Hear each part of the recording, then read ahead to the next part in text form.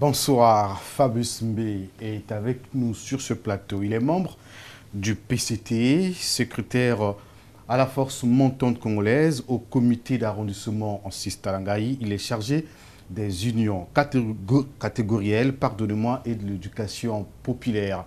Bonsoir, Fabrice Mbé. Bonsoir, Fortuna. Nous vous recevons ce soir dans l'entretien parce que depuis quelques semaines, vous vous appelez réformiste au sein d'un parti politique qui est de la social-démocratie, le PCT. Vous réclamez un changement au sein de votre parti. C'est ce qui nous a intéressés. Vous êtes avec nous sur ce plateau. Nous allons comprendre votre démarche parce qu'elle suscite autant de débats dans les milieux des jeunes et aussi dans les milieux politiques.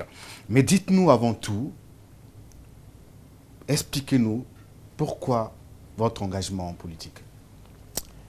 Notre engagement en politique, bien évidemment, c'est pour changer des choses. Étant jeune et étant donné que nous constituons la majorité de la population congolaise, donc l'avenir politique appartient à la jeunesse. Et nous avons pris l'engagement de créer, conformément à l'article 7 des statuts de notre parti, de créer un courant, courant des jeunes réformistes du PCT. Courant de jeunes réformistes du PCT étant... On va en parler. Mais avant ça, on va en parler. Tout à l'heure, vous me parlez de votre engagement politique. Oui. Mais vous n'êtes pas seulement un homme politique, mais vous avez choisi un parti politique. Oui. C'est le Parti congolais du travail. Oui. Mais pourquoi ce choix? Pourquoi vous n'avez pas choisi un autre parti? Le choix du Parti congolais du travail, c'est parce que, premièrement, c'est un héritage pour moi. Je suis né au sein du Parti congolais du travail. Ça veut dire fils d'un PCTiste. Fils d'un grand PCTiste, membre influent du Parti congolais du travail, père à son âme, Hubert Mbé. Oui. Et j'ai grandi dans ce parti. Ce parti m'a vu naître et grandir. Et j'ai un devoir à rendre. Vous avez passé, depuis votre enfance, vous le dites, vous êtes dans ce parti politique. Oui. Alors, qu'est-ce qui se passe maintenant? Ce qui se passe au sein du Parti congolais du travail ou en ce qui concerne le courant des jeunes réformistes du PCT, c'est un ras-le-bol d'une jeunesse indignée. Le courant, c'est penser le monde tel qu'il vient que tel qu'il fut. Le courant, c'est trouver des solutions aux problèmes qui minent le Parti congolais du travail, comme la marginalisation des militants cadres, jeunes tout comme vieux, l'inexistence d'un cadre de débat et de démocratie interne. Là, vous êtes en train de nous énumérer... Je suis en train de citer les problèmes qui minent le parti, et qui vous ont poussé la cause de notre engagement. Voilà, donc je disais, la marginalisation des cadres militants, jeunes comme vieux, l'inexistence d'un cadre de débat et de la démocratie interne, l'anachronisme du Parti congolais du travail face aux exigences des temps modernes, je dirais de la mondialisation, et l'intolérance, surtout l'intolérance face à la diversité d'opinions et d'idées. Cela veut dire... Fabrice, on va pas aller trop vite. On va prendre cas par cas. Je ne veux pas perdre le fil de l'idée, s'il vous plaît, laissez-moi finir. Allez-y. Ce qui veut dire, au sein du Parti congolais du travail, lorsqu'on pense autrement que la hiérarchie, vous êtes diabolisé. Vous subissez une stigmatisation sans égale. Fabrice, vous êtes là encore dans les théories. Moi, j'aimerais comprendre, on va aller pas à pas pour que ceux qui nous suivent comprennent votre démarche. Oui. Et c'est même ça, l'objectif de notre émission, l'entretien, c'est pour comprendre les choses. Alors, dites-nous, vous dites marginalisation des jeunes cadres et vieux.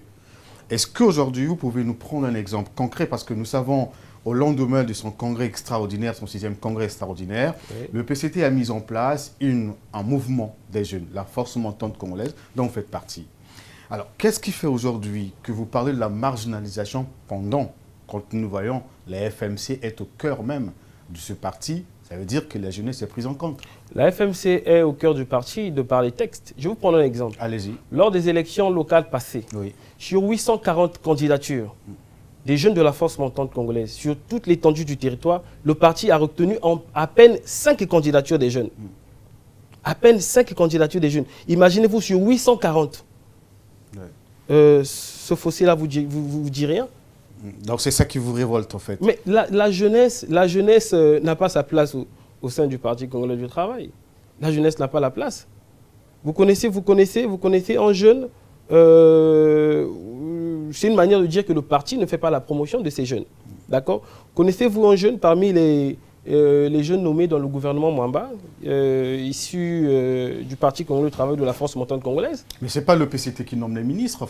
Ce n'est pas le PCT qui nomme les ministres, c'est le choix du mais si le parti ne donne pas la chance aux jeunes cadres dévoués, instruits, compétents, d'exercer ou d'accompagner et d'appuyer l'action du chef de l'État, comment est-ce que cela devrait se faire? Comment découvrir les talents de la jeunesse? Mais quand vous dites, pourquoi, si le PCT ne donne pas, ne promeut pas ou encore ne donne pas l'avantage aux jeunes, comme vous le dites, comment est-ce que ça devait se passer selon vous? Puisque vous êtes dans un parti, il y a des textes qui existent, n'est-ce pas? Donc, à quel moment voulez-vous que le PCT élève ou pousse les jeunes, comme vous voulez le dire? Mais déjà, mais les jeunes, c'est vrai que nous militons dans un parti politique pour soit conserver le pouvoir, soit pour conquérir le pouvoir. Mais quelle est la place de la jeunesse au sein du Parti congolais du travail? La place, d'abord, selon notre idéologie, la social-démocratie, c'est le point fort, le maillon fort de la social-démocratie, c'est d'abord le social. Mais est-ce que l'idéologie de la social-démocratie reflète même les conditions de vivre des jeunes du Parti congolais du travail? Aujourd'hui, on n'a pas la différence entre les jeunes de la majorité, donc du Parti congolais du travail, et les jeunes de l'opposition. Nous sommes tous dans les mêmes problèmes. Problème du chômage, manque de chances d'opportunité. Mais quel est le rôle du parti? Les jeunes au sein du Parti congolais du travail, on a comme l'impression que nous sommes considérés comme des recrues pour faire la promotion des dirigeants des instances. Non. On a comme l'impression que nous militons au sein du Parti congolais du travail juste pour garnir les rangs de la mobilisation. Qu'est-ce qui devrait se passer? Et là, vous donnez raison. Parce qu'avant, je parle de la promotion des jeunes. Oui, mais comment est-ce que ça devait se passer? C'est donner les chances. La chance, c'est quoi déjà? Je prends un exemple. Oui. Je prends un exemple. Lors de la grande saison politique que notre pays a connue, en 2015, notamment le référendum et les élections présidentielles pour élire le président de notre parti, son excellence Denis Sassou Nguesso, il y a eu des jeunes qui ont voulu se faire utile, les jeunes pleins d'énergie, qui bouillonnent encore, qui voulaient accompagner l'action du chef de l'État. Mais le parti n'a pas fait la campagne. Je vous apprends que le parti n'a pas fait la campagne. Et il y a eu des dynamiques qui se sont créées.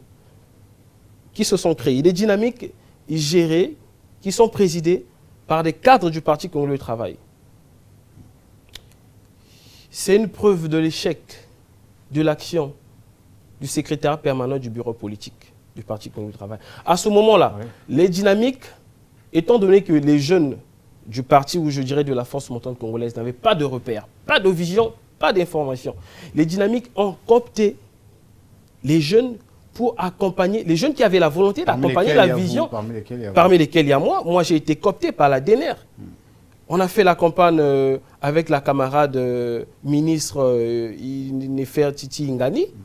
J'ai été sur tous les champs politiques avec le président de la DNR, l'honorable Denis Christès Sassou Nguesso. C'était dans la volonté, s'il vous plaît, Fortuna, vous voulez comprendre, pour ne pas perdre le fil de l'idée, laissez-moi m'exprimer. C'était dans la volonté, c'est un engagement, c'était dans la volonté de remplir mon office. C'est parce que je crois en quelqu'un. Je crois à la personne du président du comité central du Parti congolais du travail pour toutes ces actions. Voilà pourquoi. Ce n'est pas une trahison, ce n'est pas être hors les textes. Voilà pourquoi j'ai été coopté à la DNR pour accompagner l'action du président. Vous avez dit tout à l'heure, Fabius Mbé, que vous avez voulu, avant de rejoindre la DNR, vous avez réclamé au parti la liberté ou la possibilité d'accompagner le chef de l'État, n'est-ce pas, pendant les campagnes? Mais nous vous avons vu sur le terrain. Et c'est ce que vous réclamiez, ou encore vous réclamiez un poste auprès, dans la direction de campagne du candidat Sassou à l'époque? Non, je ne réclamais pas un poste, j'avais juste envie de servir mon pays. Être derrière, sillonner le pays avec lui, porter les t-shirts, j'avais juste le besoin de servir mon pays, notamment servir le président du comité central de mon parti. j'ai rempli mon office, c'était un devoir. Je l'ai accompagné. Et vous dites que le PCT ne l'a pas fait. Mais le PCT ne l'a pas fait. Nous avons vu Pierre Ngolo sur le terrain. Le PCT, lors de la campagne, il faut dire les choses telles qu'elles se présentent. Lors de la campagne présente, vous avez vu même une banderole du Parti congolais du travail? Nous avons vu jusqu'à la veille. Le premier secrétaire de votre mouvement, Juste Bernadette Gavé, nous l'avons vu. Il était porte-parole. Il était copté. Vous dites que le PCT n'a pas donné n'a pas aidé les jeunes. Il était porte-parole de la jeunesse en tant que jeune de la majorité, enfin, du parti au pouvoir. Voilà. Mais la jeunesse ne s'arrête pas au premier secrétaire. Vous voulez dire? On a comme l'impression que lorsque le secrétariat permanent de la force montante congolaise trouve son compte, ils oublient qu'en dessous d'eux, il y a également des cadres dirigeants, notamment des jeunes qui dirigent au niveau de la Fédération Brazzaville FMC, au niveau des comités d'arrondissement. On va faire évoluer le débat. On va faire évoluer le débat tout à l'heure. Ce qui est important encore, on va revenir rapidement sur ça, c'est quand vous dites les jeunes sont en quelque sorte étouffés, n'est-ce pas, au sein du parti. Oui. Mais il y a certains de vos camarades, comme vous appelez dans le parti, qui pensent que vous êtes un hors-la-loi, que vous ne respectez pas les textes, puisque tout à l'heure, vous allez parler du déficit démocratique ou de l'absence du débat dans votre parti. Oui. Mais vos camarades vous reprochent, vous, d'être hors-la-loi et d'être, on pourrait dire, un rebelle. Parce que si nous nous en tenons au texte de votre mouvement, l'article 76 qui parle des droits. Non, l'article 76 qui parle des droits, l'article 77 qui parle des devoirs. On se rend compte que vous n'avez pas engagé le débat d'abord au sein de votre comité à Talangaï et non plus au niveau de la Fédération de Brazzaville et non plus au niveau national. Le débat, le camarade Hugues Ngolondeli, le géniteur du courage, je dirais, de notre engagement, lorsqu'il a écrit « Est-ce que le parti a engagé le débat ?» Suivez, s'il vous plaît. Oui, allez-y. Lorsque le camarade Hugues Ngondela fait les propositions, des recommandations pour faire évoluer le parti, pour redorer l'image du parti, est-ce que le premier secrétaire de la force montante a convoqué pour créer un cadre de débat, pour réfléchir sur les problèmes qui minent le parti? Non. Il y a un problème, le syndrome du silence qui frappe notre parti. Et pourquoi vous n'avez pas d'abord engagé le débat au sein de votre comité à Talangaï? Au sein de notre comité. On vous reproche même d'absentéisme. Vous ne tenez pas de réunions à Talangaï, vous ne faites aucun rapport de vos activités. Je suis un brave militant à Talangaï. Oui. Je suis toujours présent et ma présence s'est toujours fait remarquer. Ma présence lors des meetings. Lors des mobilisations. Mais quand il s'agit du fonctionnement normal du comité, vous n'y êtes pas.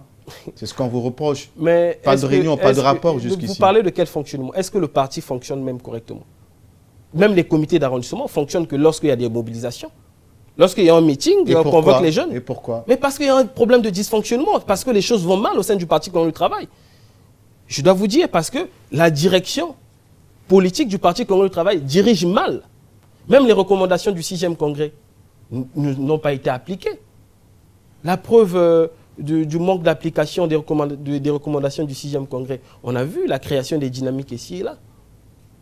Les articles même du Parti Congolais du travail ne sont pas respectés. Il y a comme une cacophonie. On confond le critère du consensus à l'affinité ou à l'imposition. Parlons d'affinité, parlons du consensus. Ouais. L'article 46, tout à l'heure j'ai parlé des 840 candidatures des jeunes aux élections locales qui ont été rejetées. Là, les élections législatives et locales pointent à l'horizon, n'est-ce pas? Ce qui va encore se passer, c'est les mêmes scénarios. On va nous faire comprendre que vous êtes assez pessimiste, Fabien. Je ne suis pas pessimiste. Je connais bien mon parti. La réalité, oui. Je connais la réalité de mon parti. Voilà pourquoi je me donne corps et âme pour l'évolution, pour redorer le blason de ce parti. Vous donnez la raison à ceux qui disent que Fabius n'est pas dans un combat idéologique, mais plutôt dans un combat de positionnement individuel. Je ne suis pas dans un combat. Je réclame rien. On vous reproche d'envisager la tête je ne suis pas seul. Du prochain Conseil national de la jeunesse. Non, c'est même pas mon rêve. Vous voulez être député. Et voilà pourquoi aujourd'hui vous engagez ce front pour se faire entendre. Monsieur Fortuna, jugez-moi par rapport à ma position et non par rapport aux spéculations. Mon combat profite à toute la jeunesse du Parti congolais du travail. Et pourquoi et comment? Parce que cette jeunesse est indignée, parce que cette jeunesse est écartée. Les élections arrivent, quelle serait la place? Quelles sont les stratégies? Quelles sont les stratégies pour prioriser la jeunesse pendant que le président de la République a consacré son plan d'action essentiellement et le président de la République a fait sa déclaration de candidature devant la jeunesse. Mais quelle serait la place de la jeunesse à propos des prochaines échéances électorales à venir? J'ai envie de dire que l'article 46 du Parti congolais du travail, alinéa 3, stipule que le comité national d'investiture peut toutefois faire recours aux primaires pour départager des candidats au même poste. Mais ce qui se passe, c'est l'article qui le dit. Mais tout ce qu'on applique au sein du parti, c'est le consensus. Le consensus égale imposition, c'est le copinage. Si je n'ai pas de relation, je n'ai pas d'affinité avec M. Ngolani. La majorité à un moment. Le consensus, ça veut dire que c'est tout le parti qui s'entend. Non, mais le consensus, c'est quoi? C'est M. X. C'est cette majorité que vous ne respectez pas, malheureusement. Non, le consensus, c'est quoi? Le consensus, ce n'est pas l'imposition. Le consensus, ce n'est pas Pila dit. Vous voulez dire qu'on vous impose les candidats? On nous impose des candidats. On impose même des fonctions. Le consensus, c'est quoi? On a 3 candidats, par exemple, en cas de figure. On a le candidat X, Y et Z. D'accord? On échange, on discute. On voit selon les 3 candidats les points forts, les compétences des autres. Et par consentement, on choisit, par exemple, le candidat Y. On n'impose pas au X de dire pour dire que non, la direction politique nous avons reçu à quelques semaines, a décidé ceci. Le chargé de l'organisation, la mobilisation du Parti congolais du travail, Michel Ngakala, oui, dans l'une de nos émissions Questions d'actualité. Michel Ngakala, vous allez le suivre, nie votre existence, méconnaît votre existence. Nous lui avons posé la question, Michel Ngakala ne vous connaît pas. Alors, ça veut dire que votre combat est voué à l'échec et sur quel terrain vous êtes? Non, c'est une belle farce politique. En même temps, c'est gravissime que le numéro 1 de l'exécutif du parti et le numéro 3 méconnaissent une partie de sa jeunesse. Une